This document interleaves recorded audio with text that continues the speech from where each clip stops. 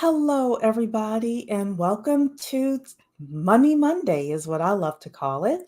I am Cheree, and I'm your favorite lender. I am here with Devin Moreno tonight, and we are here to talk about investing in rooming houses. So, this is a super interesting topic to me. I love it because of the affordable housing aspect. We have so many people that either can't afford to live on their own or just choose not to live on their own, and they want to be able to live with other people. And it is a great opportunity for you to invest in houses that are shared amongst various people. So, Devin, first of all, welcome to tonight's conversation. Thanks for having me. I appreciate it. Absolutely. So tell us a little bit about yourself, first of all. How did you get involved in investing in real estate? So, just real estate in general, rather Mhm. than just rooming houses, uh, Yeah. pretty initially started. I guess the kind of same goal everyone starts out with, which is I want to, quit my 9 to 5 to do this for financial freedom. It didn't quite end up working out sort of that way, but and I can go into that if you'd like. But essentially, that was the original start to it. Was me trying to figure out, okay, how do I do that? That became a huge craze right around 2018 when I first got started. So what happened? Yes, we want to know why things didn't work out initially. When you start investing in real estate, and a lot of entrepreneurs will jump into it, especially if you don't know it and don't know the space. A lot of times what you don't know is many of the advanced investors, they actually all have day jobs of some sort, right? Like it's not Mhm. really a day job, but they have some other source of income that is their active income. So if you look at like bigger pockets, all of the hosts of the bigger pockets, that's their actual job. So they're making money through that. Many make it through flipping houses. Many make it through some means of active income, either being a realtor. You will almost never see it where they're primarily living off rentals. That's because Mhm. rentals are super volatile. And Mhm. so when I first started out, I ended up having that sort of effect where I bought a bunch of single family homes. The pandemic showed up, two of them stopped paying, and then I'm like, oh well, when one single family home goes away, the Mhm. the others are trying to hold up the mortgage of it, Right. and so it's a very volatile sort of income where it's kind of it's not advised to live off of it unless you either have a lot of them or they're paid off in Right. some sort of manner. And so, generally, at that point, I was like, okay, that will, I guess, go into how I got into rooming houses. But instead of, I guess, when you look at me today, I now live off of my active income, which is a staging company that I run. And then also I flip houses on the side, Mhm. versus the income of the houses. So I have 18 Right. houses as of this point, but I still don't live on that income. It just recycles itself. That's great. So many people during the pandemic, so many landlords, even if they had full paid off houses, they still were not getting their rental income in certain Mhm. instances. So that, you still have taxes to pay, you still have Yep. maintenance and upkeep and Yep. things like that. And I even saw, especially in the Los Angeles area, I was watching um, these news reports of these small mom and pop landlords that were getting crushed, Yeah. because tenants weren't paying. So that's definitely a life lesson, I think, for people is very true that people do have active income and they use that, that landlord income for passive income, but it does take time for it to actually build up to where you Exactly. can Yeah. live off of it. Yeah, And absolutely. substantial savings that build up off of Mhm, it. If you've mhm, saved a huge amount of money, then mhm, okay, you can also talk about living off of it. But if you're mhm. like, living paycheck to paycheck, and you're like, I need to invest in rentals to quit my job. I'm like, well, you may want to, slow down a little bit. But Yeah. So how did you get involved with investing in rentals, like in rooming houses overall? How did you do that? so it was a bad purchase. So in order to Mhm, survive a purchase, I had bought it. And this, come on, it first started out, I knew nothing about real estate. So you see mhm, me now with 18 houses. I now know what I'm doing. I've actually done 35 renovations because I started flipping. So I've been doing this now for a little bit. I mean, yeah, I can't say thousands of units like some people can, but um, ultimately, it was a failed project where I looked at the numbers, and the only way to either get my money back for the lenders, because I had private lenders who were funding it, the only way to get the money back, the only way to do anything with it was to rent it out room by room. I couldn't Mhm. even Airbnb it because it's in Baltimore, so the laws around that are fairly restrictive.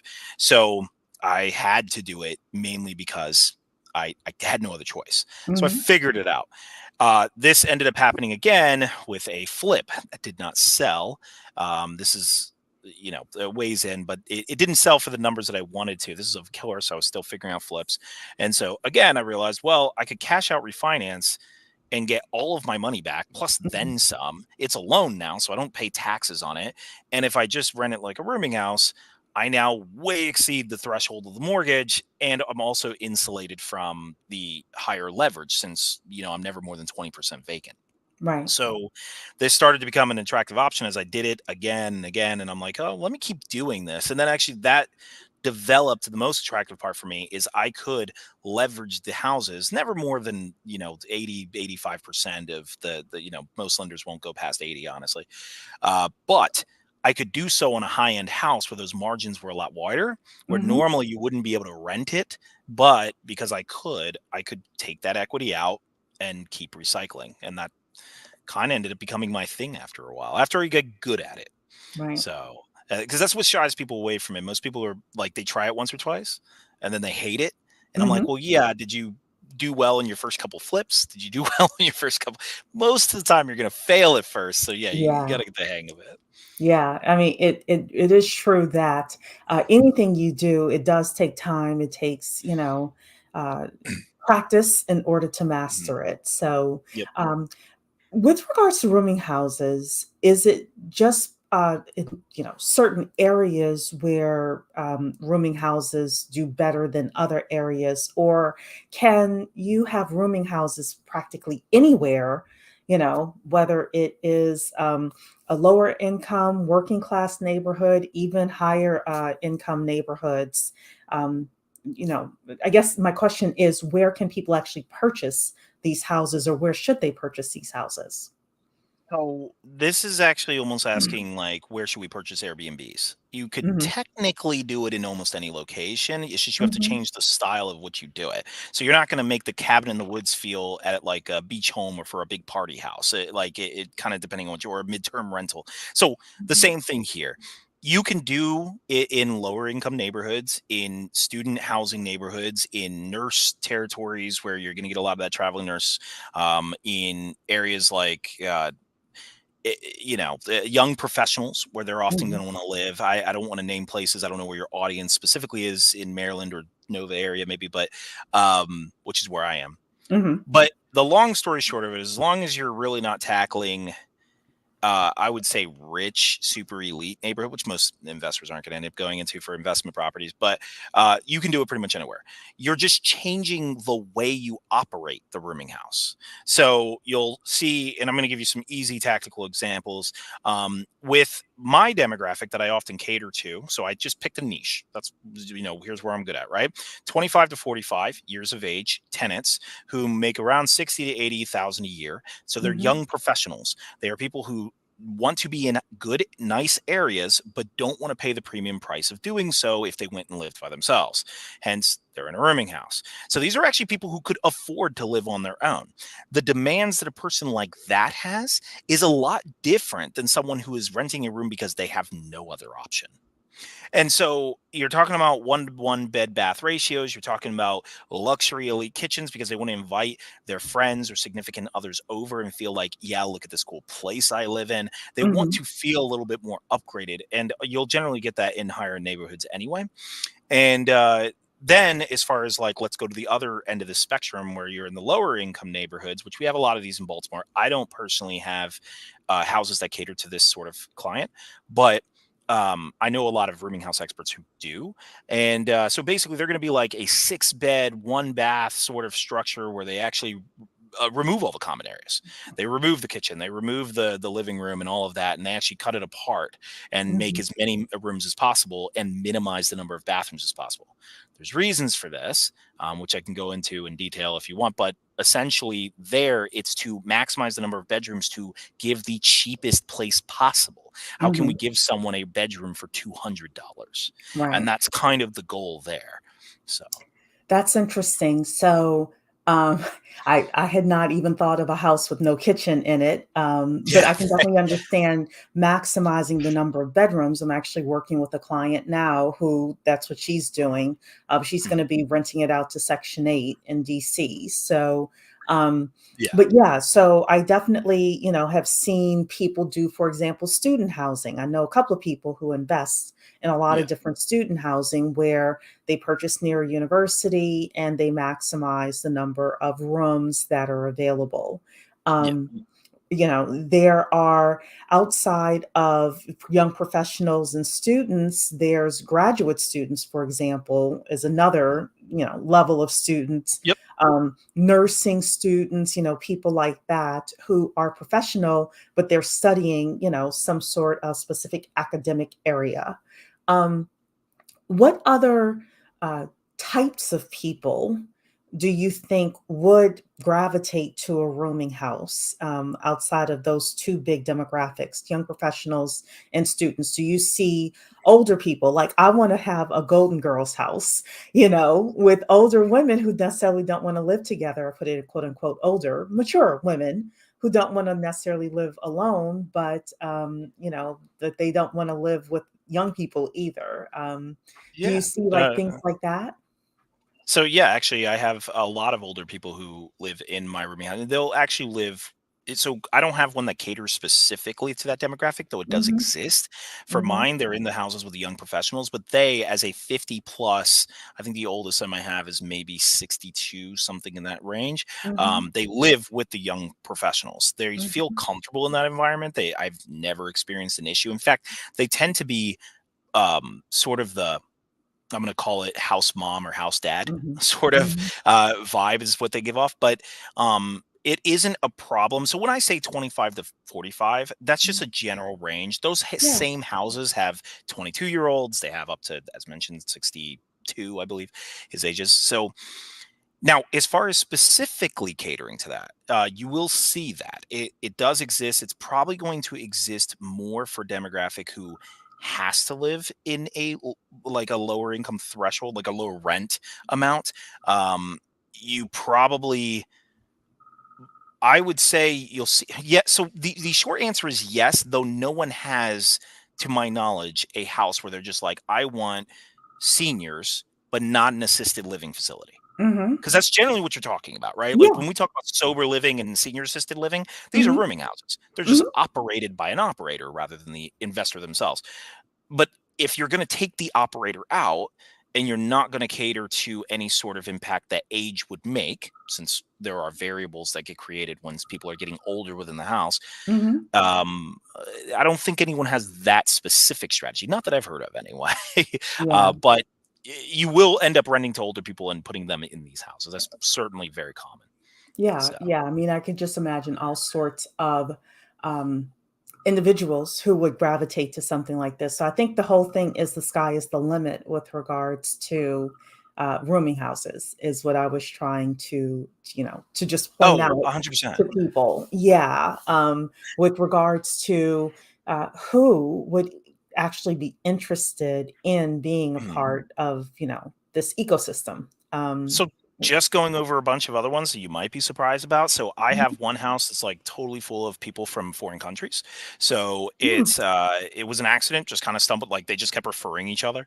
Uh-huh. But you're gonna find, I don't know if it so the countries that I find most common, well, we won't go into that. There's a whole bunch of different Okay. countries, but long story short, just for the purpose of the time that we have involved. Yes. But yeah, there is a house that I have full of foreign nationals, Mhm. and they often need rooms. Mhm. In fact, a lot of them don't even realize it exists. And so when they hear it exists, they're like, oh, this is really exciting. And they just flood into that.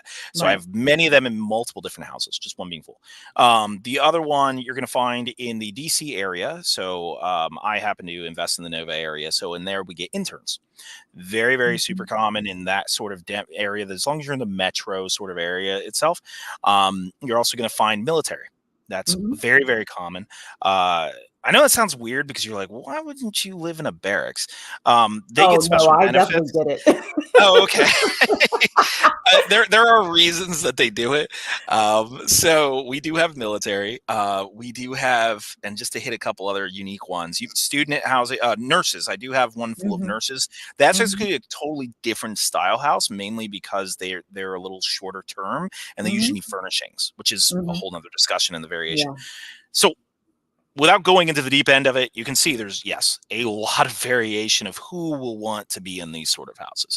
Yeah. You don't necessarily need to make an entire house that caters to one demographic. There would actually be arguments to say that that might be even illegal to do so. Yes. But I would say that just simply put that young professional category, 25 to 45, that I often say the average, that demographic is usually where all of them will fit. Yeah, yeah. Usually. So So, definitely check your local laws with regards to and national laws as well, because some of these are HUD laws with regards to landlord, laws and accepting applications and all of that stuff. Or get a property manager that can help you with that whole process. So we should definitely say that.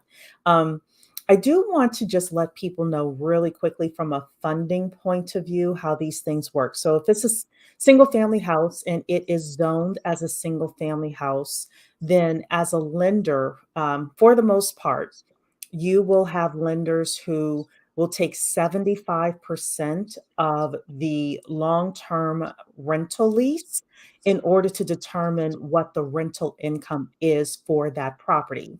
And most of you know the DSCR loans, we talk about them all the time, where for every dollar you're spending in principal, interest, taxes, insurance, and any HOA fees, you need to have a dollar of rental income coming in, understanding that they're going to use 75% sometimes, depending on the type of loan, uh, with regards to the rental income. So just kind of being aware of that. Now, I do have a couple of lenders that do short-term rental loans, meaning that they will use the AirDNA uh, estimates in order to estimate your rental income as well. So if you have a property that is going to be used for a short-term rental or a medium-term rental, that could be a potential opportunity for you as well. And then some of you make enough money where you can just get a conventional loan and you're not necessarily as bound by the rental income. So, some of you have such high income that you're looking for depreciation and other ways to reduce your taxes. I used to be a bookkeeper. I'm not a CPA, but check with your CPA. But that could be a great way for you to consider getting the funding and making the numbers work as well. So, Devin, I know that you have gotten financing for these types of investments. Do you have anything to add? no, I mean, you hit it right on the head. I mean, as far as what your company offers is generally Mhm. what it's the standard. It's a That's standard. absolutely Yeah. true. Mhm. There are, you know, uh, I mean, I don't have to go into the details of the unless you want me to the some of the flexible options that you can get through if you'd like to make sure that the loan gets through despite it being a rooming house where there's no you're telling the broker exactly what's going on. You are renting Yeah. the room as a rooming house. So I would never recommend at all not disclosing that. But I have found that there are some subtle nuances how each company handles it, Mhm. and but I don't want to get into that too much. It's given that you are we're SimpliFunded.com, so I don't, I Right. won't get into the nuances of competitors, but Yeah, yeah. So, but I'm a broker, so I work with a lot of different lenders, and my whole goal is to make sure that I match you with the right company that is going to approve your loan and approve it in such a way that it's still makes you profitable because, we want you to have a profitable rental income portfolio. So, going back then to you, Devin, with regards to rooming houses and some of the do's and don'ts that you have discovered since you have been investing in and actually operating these rooming houses. Give us a couple of do's and a couple of don'ts that people should think about if they're, well, let's take a step back. Are there certain people that should not either own or manage rooming houses? Yes. Yeah, what's some of the decision Uh, criteria there? yeah. So I would say that you have to be even more proficient at your vetting process than a normal house. Messing up has more consequences here. There's some unique cases in the fact that it's actually easier to, like, let's say, evict somebody out of these houses than normal. That might sound very surprising to many people, but generally, it, and just to hit it real fast, if you're evicting someone, oftentimes those in the house don't like that person either. So it's a very contentious environment for them, and they have no Mhm, kids. They have generally no spouse. It's very easy for them to just pick up and leave. So evictions tend to work out in the sense of like cash for keys or whatnot is easier. It's an easier motivation. Um, Other than that, though, I'd say, yeah, there's a lot of people who try this out. If you are not really proficient in understanding human behavior, especially in these type of social settings, and understanding that it's not whether or not a person is clean or not clean, it's how clean are they, or it's not that a person is, good or bad at conflict resolution, it's how good are they, and then can you very creatively deal with these problems without just simply laying down the hammer of the lease and the law every single time. Like that kind of creative person is probably going to be more catered to doing this than someone who just doesn't like working with people. Is as simple as it is. So as far as some do's and don'ts, and actually I can get into some in tactical. I mean, I can go for like hours on this, but mhm, we'll get into some psychological subtle examples here where instead of just making a whole bunch of rules and posting it all over the walls as if it's like some dorm, we just fix the problem before it ever begins. So for example, now, to clarify, this is for my houses, rooming houses with the young professionals, so I'm going to stick with that. There are different tactics for the other styles, but going off that, for example, in the living room, I don't put TVs in the living room. I purposely don't. I actually position furniture. So I furnish the house. I don't let the tenants do it unless it's approved, but I furnish the house and I position the furniture would feel unnatural to put a TV there. It feels unnatural to have too much congregation there, but yet it looks really nice. You walk in. So, like, what am I talking about? Like two couches, love seats only, and we'll get to why, facing each other with a coffee table, whatnot. There's nowhere to put a TV there, and mhm, maybe if there would be a fireplace mantle, put the artwork there and whatnot, fill it up already. And so the reason I do that is because TVs invite game nights, they invite, whatever, all these different events where people leave stuff in the living room. They're mhm, just there, just kind of like filling the space with food and one. And so, yes, a person might say, "Well, just come in there and tell them no." But human nature, a lot of times, they're going to end up doing it anyway. They're going to end up leaving these messes, and it's just going to annoy the rest of the roommates. Get rid of it entirely. I have 18 houses where I do this already. So get rid of it entirely. It's not that big a deal. And you'll find suddenly the living room is a hotel lobby. mhm, Nobody uses it. That's it. It's only meant for those walking in. So if you can limit the usage of it to that kind of thing, then now it's not a problem anymore. Same with like sleeping on the couches. You'll have issues where if you have anything beyond a two-seater, then like a three-seater, they're going to have their friends sleep over on the couch. So, Sam's going to have his friend downstairs. Sally comes downstairs. It's like, who's this guy? They're upset because there's some stranger sleeping on the couch. You tell them not to, they keep doing it. You might kick somebody out, but then really, mhm, do you want to evict someone over having their friends sleep on a couch? Like, it just seems a little heavy handed to me. So to me, I solve the problem before it ever begins. Good luck mhm. sleeping on my two-seater love sofa. It's much more uncomfortable. Right. I'm sure somebody can figure it out. But the fact that ever since I've been doing that, it's never happened again. And that was a frequent issue. So That's these smart. little Yeah, it's these tiny little tactical tips of like how you set up the house to begin with that can fix the problem. So let me hit another one, like tactically, temperature. A lot of people want to bring up that one is like, well, how do you control this? Because we're going to be fighting over the thermostat. You can obviously get one that locks the thermostat as long as legally you have to actually keep it within what the courts define as a room temperature. So Mhm. 68 to 75. So there's a range they can set it off. But even more importantly is when you're constructing the house and such, you can go one of two routes. You can go either a cheap option where you can just give them space heaters and window units. That's the cheapest way to do this. So now instead of moving the thermostat for the entire house, just give them their own space heater. But what I do also is like I will actually install wall units in like basement rooms or rooms that tend to get colder. So the little wall units that sit in the wall, but they're a lot more powerful than a space heater and a lot more energy efficient. And essentially these keep their rooms warmer. So that way they don't crank the whole house up. Window units are still generally the answer for colder. Now, if you're actually in the privileged position where, like me, I renovate the house in order to turn it into this, then you can do other little mechanics. Like if the house is large enough, dual zone systems, sure, but that gets expensive. Um, you can as far as I mean, going into the temperature, how you set up the house. I mean, I'm going to try to speed it up just for the purpose of this conversation, but how you set up the house can alleviate that. If we're talking about noise, put carpets in upstairs bedrooms. If we're talking about also reduction between walls, there are ways we're literally just using 5 stick drywall plus insulation, rock wool, cheap addition to it. You already build the wall anyway. Now it's really soundproofed. Or just don't have bedrooms collapse against each other, like brother sister bedrooms. If they must be bordering each other, make sure that they're like the closets are like that that kind of S shape where between the two rooms. So that way they adds that insulating barrier. So like these little things on the construction of the home, same thing I can go on about dishes and bathrooms and how we like all of these little things have a dozen tactical chips to it. And when you implement all of them, you just don't run into any issues. Honestly, I would say 90% of my issues are actual maintenance calls, not tenants fighting each other.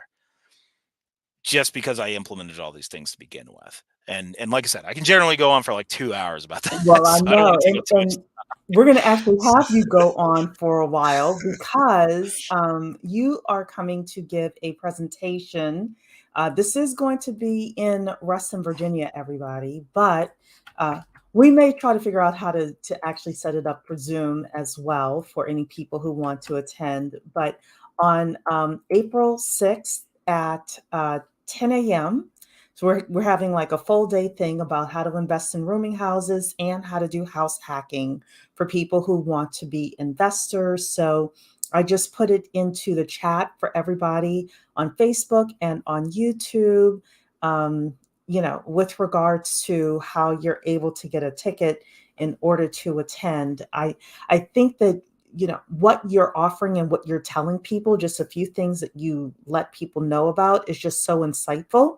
And also, it's like a lot of trial and error. I hear that from within your Ton the of it. things that you have suggested. It's like, try that. That didn't work. Try that. That didn't work. Especially about the love seat thing, because as somebody who had a roommate in college and her boyfriend, walk out and here's her boyfriend sleeping there. I'm like, okay, hold on. I didn't sign up for, your boyfriend be sleeping here as well. Like, what's going on? So yeah, I just think that these things are smart. Or the fact that you would not have a TV in the living room. And to me, it's not only like game night and things like that. Then you have people fighting over the TV, or hey, I want to have some friends over to watch the fight, and then you've got young professionals in there that want to sleep, and somebody's, getting excited about the soccer games, at 12 o'clock at night and things like that. So, I mean, I could definitely see like a lot of different issues you're taking care of, because of just a few things that you've said thus far. So, um, are It's there a whole any lot of trial and error. a So whole lot of trial and error. Yeah, 18 houses. So what's your big goal? Like what, yeah, what's your big goal with your rooming empire, your real estate empire? So the goal at this point, this rooming house thing is kicked into becoming my niche. It's like Mhm. kind of what I'm known for now. If you Mhm. look me up on YouTube and such, it's usually what people want me to talk about. So I actually want now every property I own to just be that and just be known as the expert, like undisputed, to the point where, I mean, the actual number is 20 million in residential real estate with rooming Mhm. houses. That breaks down, reverse engineers into effectively like 50 out. It kind of depends. But long Okay. story short, a whole bunch of rooming houses where I have so many that you can't say my process doesn't work Wow. because so, and that's actually what the YouTube channel and me speaking is for, so that way people can hear these things. And I honestly invite people to ask me a bunch of questions. And I'm like, I didn't think about that. Let me try that out. And I will Mhm. try little things in my houses just to see how they work out. I love Uh, it. I but love that it. So, that's on the rooming house side. Now, uh-huh. please note though, I also own a staging company, so I primarily run that as my active income, Mhm. but the rooming houses do that. So I'm just going to keep acquiring them. So usually about 6 a year. It kind of depends. I flip generally about 12-ish houses a year, and then 6 of those will a lot of times convert. So it kind of works like that. Very cool. Very cool. So then we'll also have to have you come and talk about how you find your properties to flip as well. So Yeah, sure. yeah, Happy to talk yeah, about it. absolutely. All right, everybody. Look, we gave you a little teaser, but as you could see, Devin is the real thing when it comes to investing in rooming houses. So definitely check out his YouTube channel. And hopefully, those of you who are in the Metro DC area will be able to come on Saturday, April 6th, and actually meet Devin. Also, meet our house hack king, Mr. Michael Weber. And there are others of us who are going to be talking about how to find off market deals. Me, I'm going to talk about funding. We're going to have someone else talk about renovating these houses and working with your contractors in order to add more bedrooms and, get things set up. So it's going to be a really great time. A lot of resources are going to be distributed on April 6th. So thank you so much, Devin. Thank you, everybody, for being here this evening. And we'll see you in the next video. Take care. Bye bye.